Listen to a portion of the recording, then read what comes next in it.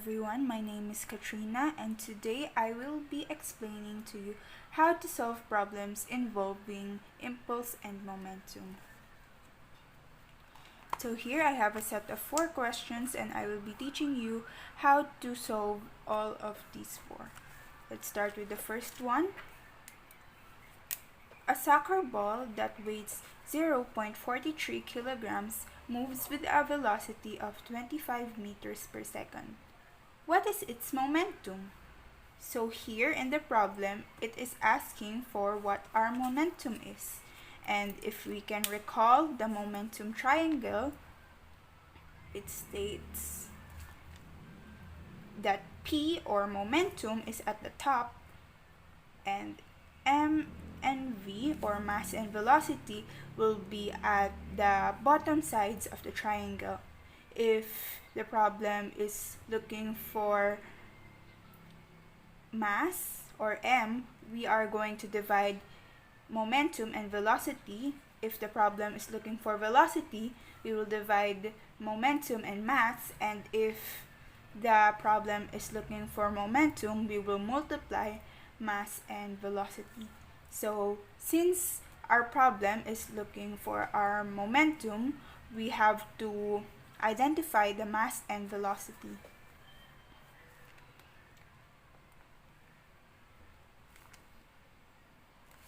The mass of the soccer ball weighs 0.43 kilograms.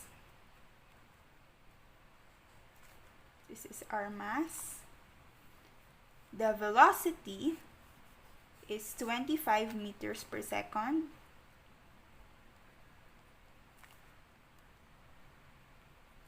And we would be finding for our momentum. So the formula of finding for the momentum is mass times velocity. And we replace M with 0.43 kilograms multiplied by V or 25 meters per second. If we multiply those, we would get 10.75 kilogram meters per second.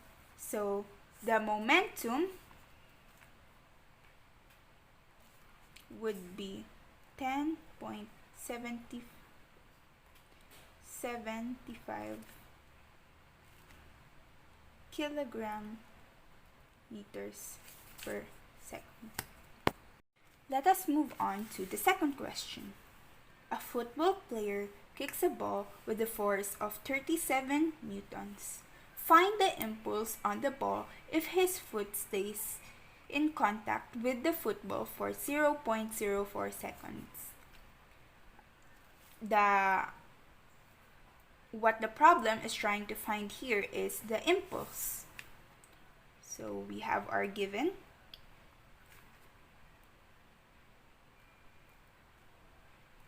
Impulse. And 37 newtons is our force. And the time is 0.04 seconds. The formula for finding impulse is Ft. And as the rule in math states, if two variables are together, we are supposed to multiply them. We replace F with 37. Don't mind that.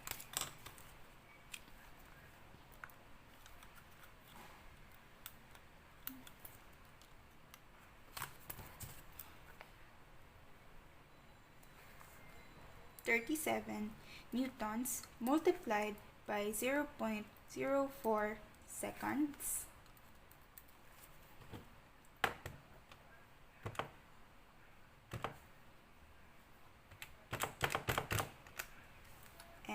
the result would be 1.48 Newton seconds. So the impulse on the ball would be 1.48 Newton seconds. Let us move on with our third question. What average braking force is necessary to stop a 1,000 kilogram motorbike traveling with an initial velocity of 10 meters per second for 20 seconds? What the problem wants us to find is the force. So if we write our given here,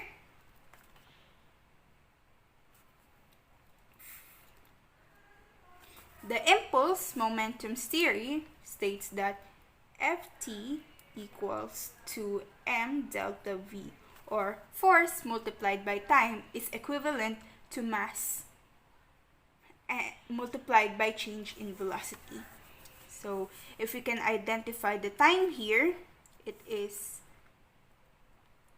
20 seconds. If we identify the mass here, it is 1,000 kilograms. And if we can identify the change in velocity here, the initial velocity that is given is 10 meters per second. Since the final velocity isn't stated here, we can disregard that.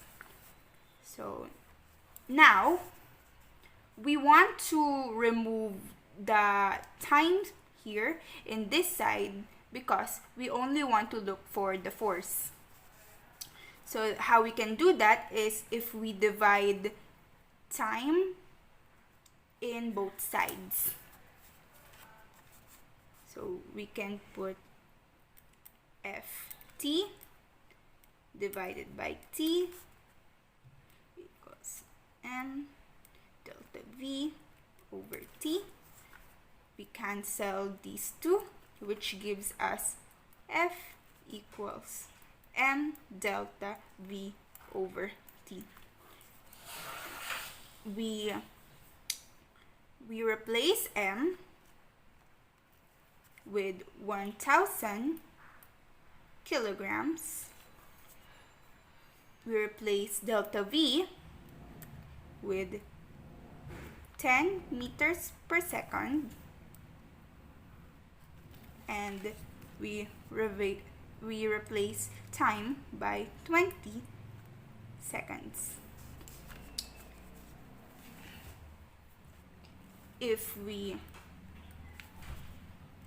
multiply 1,000 kilogram and 10 meters per second, we get 10,000 kilogram meters per second. And we want to divide that by 20 seconds. So we would get,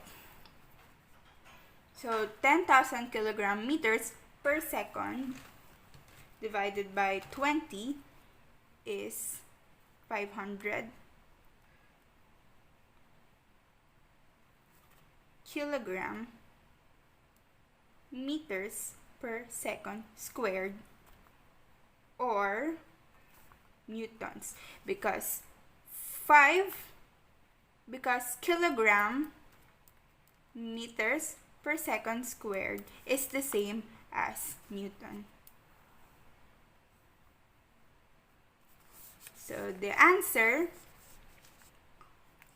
the force here is 500.00 newtons, because as we remember, the rule is that we have to show the 2 decimals in order for it to be the best answer. Our final problem asks, how long would it take for a net upward force of 125 newtons to increase the speed of a 65 kilogram object from 75 meters per second to 80 meters per second? So the key phrase in this problem is how long would it take? So we can say that the problem is asking for us to look for the time. And we can bring back again what the impulse momentum theorem states, which is Ft equals m delta v. Force is equals to 125 newtons.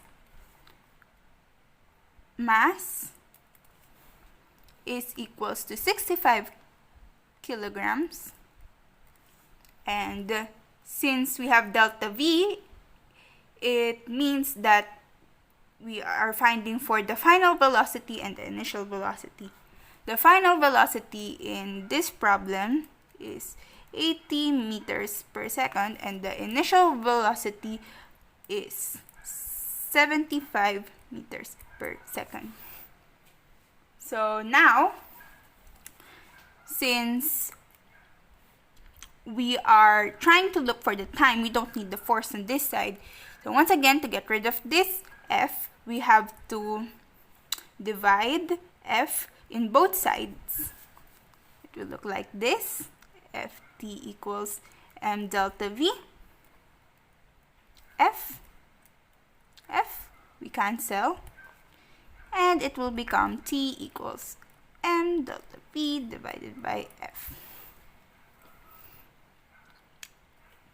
Now, we can replace the variables with the numbers stated in the given. M is 65 kilograms. And to find the delta V, all we have to do is subtract the final velocity with the initial velocity.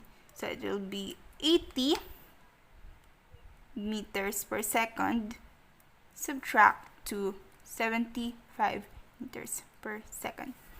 And we divide it by 125 newtons. And then 80 minus 75 is, of course, 5 meters per second. Divided by 125 newtons. And then 65 times 5 is equals to 325 kilogram point meters per second, divided by 125 newtons. So 325 divided by 125 is 2.6. Remember to add a 0 here, because in order to get the best answer, we need to show the 2 decimals. And then for the unit, N is also the same as kilogram point meters per second squared. So what we're going to do here is cancel kilogram meters, and then as the rules of math states, if there is an invisible one here as the exponent, so we're just going to subtract the exponents and we would get a singular second. So how long would it take? The problem here is the answer to the problem would be 2.60 seconds. Thank you so much for watching and happy solving.